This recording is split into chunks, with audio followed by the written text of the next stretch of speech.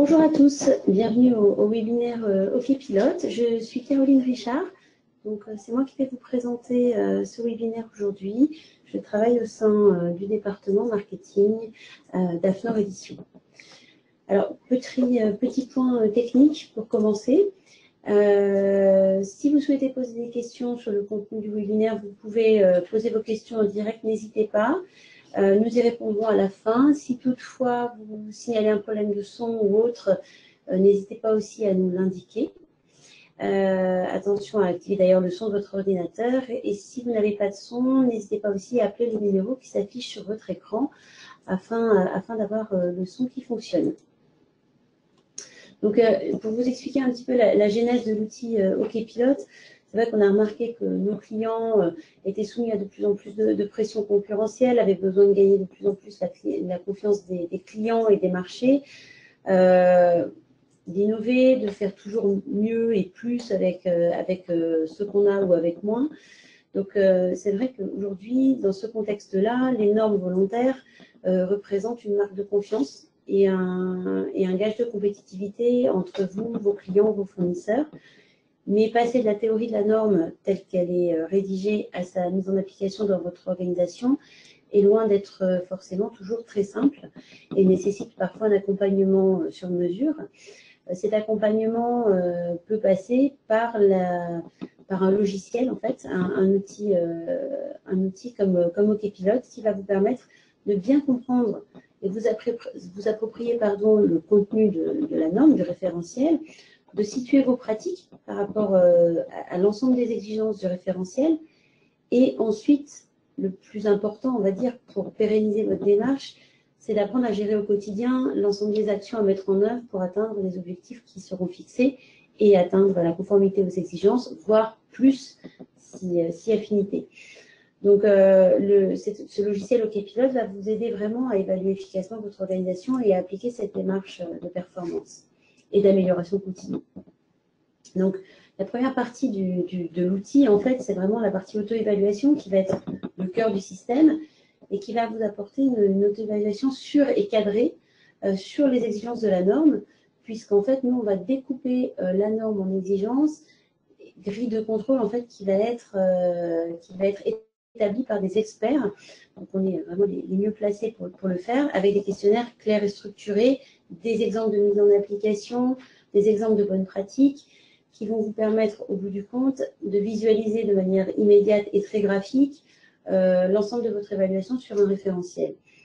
De plus, vous allez pouvoir faire cela un nombre illimité de fois pour pouvoir piloter votre progression. Donc, c'est l'avantage de l'outil, c'est qu'on ne s'évalue pas à un instant T uniquement, mais on mesure son évolution dans l'évaluation. Le second point, c'est le pilotage. Je vous disais tout à l'heure de la mise en place de plans d'action structurés, partagés.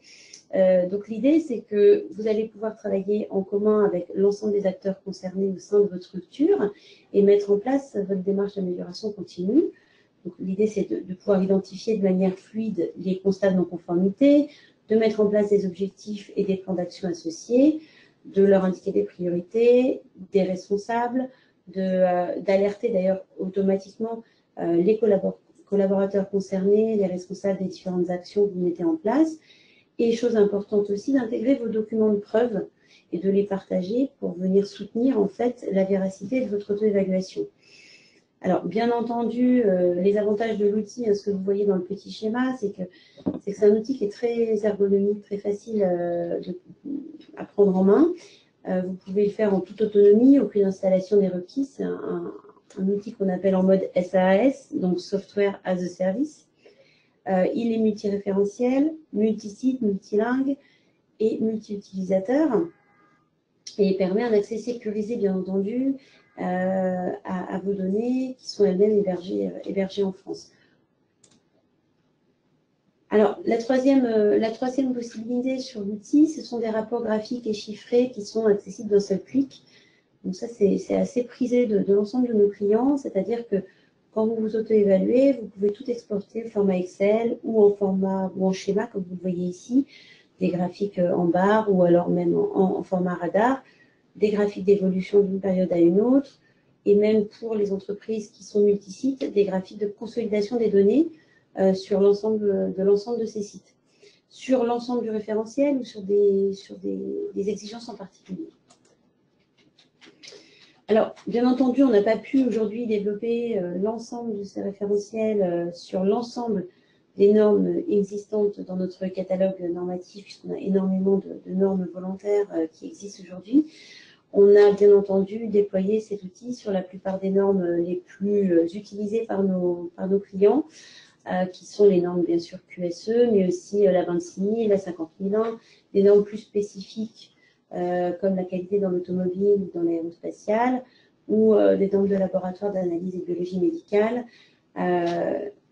N'hésitez pas, là encore, cette liste, elle peut évoluer. On a régulièrement en fait intégré sur demande d'autres référentiels publics, mais aussi des référentiels privés, c'est-à-dire des référentiels de branche ou alors des référentiels d'entreprise que vous souhaiteriez intégrer dans OK Pilote. Alors, la manière de déconstruire et de recomposer ce référentiel, elle est relativement simple, mais le gros parti pris, c'est d'aller à l'essentiel, de hiérarchiser nos priorités, tout en couvrant 100% du périmètre qui est évaluable ou certifiable, et que ce soit fait surtout par des experts du domaine, en découpant la norme en sections, chapitres, questions qui correspondent en fait aux exigences du référentiel de la norme. L'objectif étant d'apporter surtout de la bonne pratique, de l'expérience pour vous aider en fait dans votre auto-évaluation par des choses vraiment pratico-pratiques et concrètes. Alors pour les besoins de la démo, j'ai créé une entreprise qui s'appelle Webidemo, qui a 3 sites, un site de production à Marseille, un site de logistique à Lille et un siège à Paris. Donc, je vais vous présenter l'outil OK Pilote sur le siège de Paris. Donc, on va se connecter sur la plateforme avec un login et un mot de passe. Vous voyez ici que la plateforme est bien entendu sécurisée sur un système HTTPS de sécurisation de données. Là, vous arrivez sur la page de garde de l'outil. Donc, je vous parlais tout à l'heure de la partie évaluation qui apparaît ici sur la home page. La partie gestion qui va être tout le pilotage, l'élaboration des constats, objectifs, actions, risques et puis le catalogue de vos indicateurs. La partie ressources qui là va être vraiment spécifique à votre entreprise, c'est-à-dire que vous allez pouvoir y insérer la cartographie de vos processus si vous travaillez en mode processus, les éléments de conformité légale qui vous concernent et une partie gestion de documents qui va vous permettre d'apporter vos différents éléments de preuve pour soutenir vos auto-évaluations, mais aussi des documents à partager avec vos différents collaborateurs. La partie contrôle et maintenance, c'est si vous avez des équipements, vous pouvez aussi ici gérer la partie contrôle et maintenance de vos équipements sur l'ensemble de vos sites et de faire un lien direct avec les messageries internes de vos collaborateurs pour organiser des alertes justement pour le contrôle et la maintenance de vos équipements. Bon, la partie paramètres, c'est quelque chose de tout à fait habituel dans tout type de logiciel pour gérer les utilisateurs de l'entreprise. Ici, on voit qu'on a la partie, on a l'entreprise Webidemo, comme vous l'aviez vu sur mon organigramme ici. Donc, c'est l'entreprise Webidemo qui apparaît tout en haut. Et le siège de Paris apparaît juste en dessous. Donc là, on est sur le site qu'on va évaluer et sur le référentiel, vous voyez ici dans la barre du haut, sur le référentiel ISO 9001 dans sa version 2015. Si je veux changer de référentiel, je clique sur changer de checklist ou d'état. Et on peut voir ici, j'ai par exemple sur la 9001 3 états d'évaluation. Un état d'évaluation qui est verrouillé, qui était l'auto-évaluation que j'ai faite à octobre 2017. Et ensuite 2 états d'évaluation, dont l'état d'évaluation de juin 2018, qui est celui sur lequel on va travailler aujourd'hui. Donc, vous voyez, vous pouvez avoir plusieurs états d'évaluation sur le même référentiel et aussi, si vous êtes abonné à plusieurs référentiels, comme vous voyez ici, un état d'évaluation sur la 14001. Donc là, on clique sur le référentiel ISO 9001 et on va aller dans le cœur de l'outil qui est l'évaluation en cours. Donc, en cliquant sur l'évaluation en cours, on va avoir accès à l'ensemble des sections, chapitres et questions qui correspondent donc aux exigences du référentiel et sur lesquelles on va devoir s'auto-évaluer. Et c'est sur ces parties-là, en fait, qu'on va pouvoir faire aussi des exports Excel qui vont nous permettre aussi d'avoir un outil en offline pour travailler si besoin. Alors, ça prend un petit peu de temps, je suis désolée. Donc voilà, ici on a une petite description du référentiel, mais aussi une matrice d'aide au transfert entre les deux référentiels, la version 2008 et la version 2015. Et puis vous le voyez ici, on a les sections qui sont en grisé, les chapitres. Et dans chaque chapitre, vous avez le nombre de questions en regard de chacun de ces chapitres qui apparaissent ici dans la colonne questions. Les indications en orange, rouge et vert correspondent bien entendu à l'état d'évaluation abouti par la structure qui s'est auto-évaluée, sachant qu'ici, par exemple, sur le contexte de l'organisme, on est à 44%. Donc c'est assez simple, hein. On est dans le rouge quand on est non conforme ou en non-conformité majeure. On est dans le orange quand on est en voie de conformité jusqu'à 59%. Et à partir de 60%, on estime être conforme à la norme, sachant que l'idée étant bien entendu d'être plus que conforme, mais d'être dans l'amélioration continue, donc d'être au-delà de la conformité. Donc vous le voyez, entre 60 et 100, on est toujours dans le vert. Donc, ce que je vous expliquais tout à l'heure, on va faire un export ici au format Excel pour que vous voyez un petit peu à quoi ça ressemble. Donc là, on va exporter aussi bien l'écran que vous voyez ici, c'est-à-dire la liste des sections, des chapitres, mais aussi le détail en fait de l'ensemble des questions, c'est-à-dire des exigences et des notes que l'on s'est données à chacune de ces questions-là, ainsi que des différents documents attachés à chacune des exigences. Donc là, vous voyez, vous retrouvez ici mis en forme l'ensemble des sections, des chapitres, vos notations sur l'ensemble. Et dans l'onglet questions qui est juste à côté, vous avez chaque exigence. Donc là, ici, sur le chapitre A1, vous avez la première question qui est reprise. Ici, on est évalué à 20%.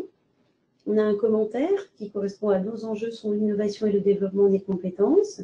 Est-ce qu'il y a des notes internes, un responsable dédié ou des documents liés? C'est ici que vous retrouverez l'ensemble de ces informations sur ce document Excel.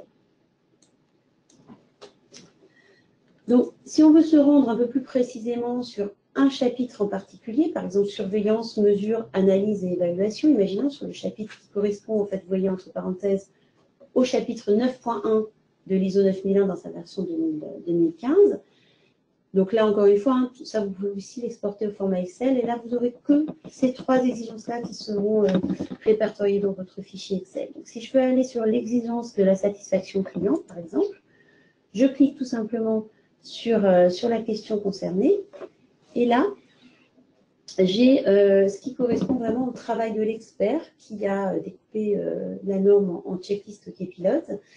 Et donc, ce travail consiste à reprendre en fait les exigences sous forme de questions et à apporter aussi à la personne qui va s'auto-évaluer des critères d'évaluation. C'est-à-dire qu'on va dire, voilà, moi, il n'y a aucune surveillance de la perception de mes clients sur leur niveau de satisfaction, leurs besoins et leurs attentes. Dans ce cas-là, j'indique que je suis à 0%. Je clique sur le 0 et mon curseur se modifie et va sur le 0%. Si j'ai fait en partie des choses, par exemple, je surveille la perception des clients, mais seulement en fonction des réclamations. Donc, je fais vraiment juste j'ai juste une réactivité, j'anticipe pas. Donc, je suis à 20%, donc je clique sur le 20%. Si mon organisme évalue la satisfaction des clients, mais qui ne sont pas représentatifs ou ne couvrent pas l'ensemble des portefeuilles clients, là, je suis à 40%. Donc, c'est un guide. Hein. Si vous estimez que vous êtes à 45 ou à 35, vous avez tout à fait la possibilité de l'indiquer. Hein. C'est vraiment après vous qui modifiez le curseur comme vous le souhaitez. Et voilà, l'idée, c'est de vous montrer, vous expliquer qu'après, on est conforme à la norme à 60% et on est au-delà de la conformité quand on est à 100%. Par exemple, ici, on a en plus un niveau d'importance des besoins et des attentes qui est analysé avec le niveau de satisfaction pour déterminer les priorités et les opportunités d'amélioration. On a aussi une aide à la question qui va nous permettre en fait de nous guider, de nous donner des petits tuyaux pour mettre en place un plan d'action. Par exemple, il peut être souhaitable d'identifier les personnes en contact avec les clients et d'utiliser leur perception, d'établir des synthèses périodiques de satisfaction des clients, etc. Et vous pouvez là lier un document de preuve, par exemple si vous êtes à 60% et que vous souhaitez dire que vous avez par exemple mis en place des données qualitatives de perception client ou une analyse spécifique, vous pouvez sélectionner un document dans votre base documentaire et l'intégrer comme document de preuve. Ici, vous avez vos commentaires et justifications. Donc, vous pouvez indiquer, par exemple, test webinaire et une note interne, si vous le souhaitez, ainsi qu'un responsable de l'action ou un visa. Donc là, si on était je pense, en tout cas dans le rouge. Donc, on applique. Et on a ici la possibilité d'aller intégrer directement depuis cette partie-là des constats de non-conformité, des objectifs et des actions. Alors, moi, j'avais fait, excusez-moi, vous avez fait ici une évaluation. Voilà. J'avais mis des objectifs. Donc, là, on n'a pas de méthode permettant d'obtenir, de surveiller, de revoir les réclamations urgentes. Donc, c'est un caractère d'urgence. La réclamation client, pardon, c'est un caractère d'urgence. On donne des objectifs, répondre aux exigences concernant la satisfaction des clients. Et au regard de ces constats et ces objectifs, on a la possibilité de mettre en place des plans d'action. Par exemple, si je clique sur cette action-là, mettre en place une enquête interne auprès des responsables en contact avec les clients, qui pourra ensuite fournir des informations pertinentes. On peut inscrire un délai de réalisation, décider que cette action pourra être réalisée avant le 30 juin 2018, que le facteur déclenchant, c'est suite à un audit interne. On peut indiquer des ressources à mettre en place, on peut les lier aussi à un processus. Par exemple, on peut décider de le lier à tout type de processus, au processus par exemple de production, et notifier en fait le responsable de l'action qu'on a mise en place, et ainsi l'appliquer. Et on retrouvera ici l'action qui sera ici dans la liste de nos actions. Si je retourne sur mon évaluation,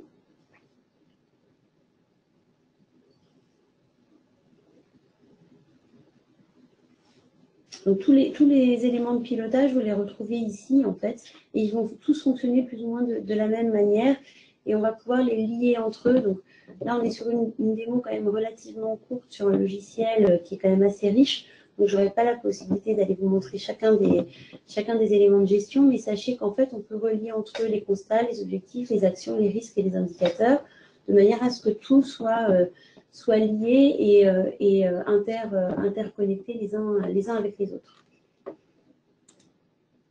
Donc là, je retourne juste pour inscrire la notion de commentaire justification que je n'ai pas inscrite tout à l'heure. J'applique les changements et on va se rendre sur la partie plus analyse en fait de l'outil. Pour retourner sur la home page, il suffit de cliquer sur le logo qui pilote. Donc là, on va aller voir les résultats graphiques que je vous ai montré tout à l'heure dans le PowerPoint. Donc, vous avez la possibilité d'avoir un graphique par barre qui va vous indiquer en fait l'ensemble des chapitres sur lesquels vous vous êtes auto-évalué. Donc ça, c'est très pratique, notamment en revue de direction, parce que très souvent, on cherche à savoir pourquoi on est dans le rouge ou dans le orange, pourquoi on est non conforme. Donc là, on va pouvoir cliquer de manière très simple et rapide sur le chapitre. Par exemple, ici, vous êtes avec votre directeur général et il va vouloir savoir pourquoi est-ce que sur la partie action à mettre en œuvre, on est à 25%. Donc, vous allez pouvoir identifier vraiment les exigences sur lesquelles vous êtes plus ou moins efficace de manière très rapide et très ciblée. Et vous avez aussi le graphique en mode radar qui est disponible aussi. Tous ces graphiques sont exportables en format JPEG, PDF ou en autre format image. Vous avez aussi la possibilité de voir le résultat par liste. Alors, la liste de résultats, c'est vraiment toutes les exigences de tout le référentiel qui est listé dans un tableau. Et l'avantage de ce document, c'est que vous allez avoir des clés de filtre ici. Par exemple, encore une fois, comme je vous le disais tout à l'heure, c'est très souvent quand on est en zone rouge, qu'on veut voir pourquoi on est en zone rouge et pourquoi on est non conforme à certaines exigences. Donc là, si je clique sur zone rouge, je vais voir uniquement les exigences sur lesquelles je suis non conforme. Donc là, on a la possibilité d'identifier de plus les commentaires et justifications ou les notes auditeurs qui ont été saisies lors de l'auto-évaluation. Et vous avez aussi la possibilité de voir directement depuis cette synthèse-là les documents qui sont liés en fait à chaque exigence comme document de preuve. La partie évolution, là vous allez être sur les états d'évaluation que je vous ai montré tout à l'heure quand on a cliqué sur changer de checklist et d'état. On a vu tout à l'heure qu'on avait la possibilité de figer un état à un instant T et de renouveler son état son évaluation à partir d'un nouvel état. Donc on peut tout à fait d'ailleurs dupliquer un état existant et repartir des données d'évaluation qu'on avait déjà faites précédemment. Donc c'est l'avantage aussi de l'outil, c'est qu'on n'est pas obligé de redémarrer à zéro.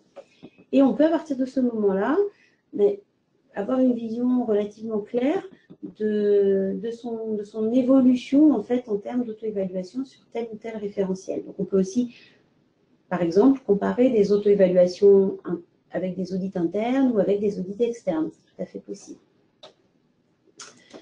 Enfin, pour les entreprises qui sont multisites, vous avez la possibilité, comme je vous l'avais indiqué tout à l'heure, de consolider, d'exporter vers Excel des états d'évaluation entre vos différents sites de production, logistique ou siège, et de pouvoir voir d'un simple coup d'œil les sites qui se sont évalués en fonction de chacune des exigences, voir leur état d'évaluation et pouvoir les benchmarker entre eux et connaître les bonnes pratiques de tout un chacun, éventuellement d'ailleurs. Pourquoi pas inciter, par exemple, si le siège de Paris est meilleur que le site logistique de Lille, inciter le siège de Paris à partager ses bonnes pratiques avec le site logistique de Lille. Donc ça, c'est des outils qui sont très utilisés par nos clients. Là, on voit ici que le siège de Paris est un très bon utilisateur de l'outil puisqu'il s'est auto-évalué et a une note relativement bonne par rapport aux deux sites qui travaillent avec lui. Et on peut le voir aussi exigence par exigence, avec une consolidation de l'ensemble des données d'évaluation. Pour terminer sur tous les graphiques et outils qu'on met à votre disposition, il y a le benchmarking qui là va vous permettre en fait de consolider aussi vos données, mais de manière plus graphique et aussi de croiser en fait, pas uniquement de suivre comme je vous ai montré tout à l'heure, pas uniquement être dans un organigramme comme ceci, mais aussi pourquoi pas de comparer l'ensemble de vos sites de production entre eux, même s'ils ne sont pas rattachés à la même direction, ou même s'ils ne sont pas géographiquement au même endroit, ou alors de comparer des sites qui sont au contraire situés géographiquement au même endroit, mais qui ne dépendent pas de la même direction. Donc là, vous allez pouvoir, quand vous êtes sur du multisite, croiser les données entre elles de manière significative. Ça, c'est des choses qui, pour des clients qui sont en réseau, etc., ou des grosses structures, fonctionnent plutôt bien et sont pas mal utilisés par nos clients. Alors, je ne vais pas pouvoir, encore une fois, rentrer dans tous les détails des éléments de gestion. Je préfère laisser place un petit peu à l'ensemble de vos questions. Sachez que, voilà, comme je vous le disais tout à l'heure, je vous parlais de grandes structures, de réseaux, mais on travaille aussi avec des consultants, on travaille aussi avec des PME, des TPE. On a vraiment tout type de clients qui utilisent la solution. Et sachez que, voilà, si ça vous a donné envie éventuellement de tester l'outil ou d'aller voir un petit peu plus avant les éléments de pilotage, par exemple, vous avez tout à fait la possibilité de tester Wikipilote gratuitement pendant 15 jours. Vous envoyez un mail au contact qui s'affiche sur votre écran en indiquant le référentiel de votre choix et on vous renverra un login et un mot de passe. Pour information d'ailleurs, l'outil est accessible sur Internet sans aucune installation et c'est un abonnement annuel qui dépendra du périmètre que vous avez choisi, du nombre de sites et d'utilisateurs que vous souhaitez rattacher à cet abonnement. Pour information, vous avez le contenu de cette formation qui se trouve dans le document à distribuer sur votre accès. Donc, si vous voulez télécharger le document de webinaire, il apparaît ici en PDF. Donc, n'hésitez pas à le télécharger. Voilà, je vous remercie beaucoup de votre attention et je vous souhaite une très bonne après-midi. Au revoir.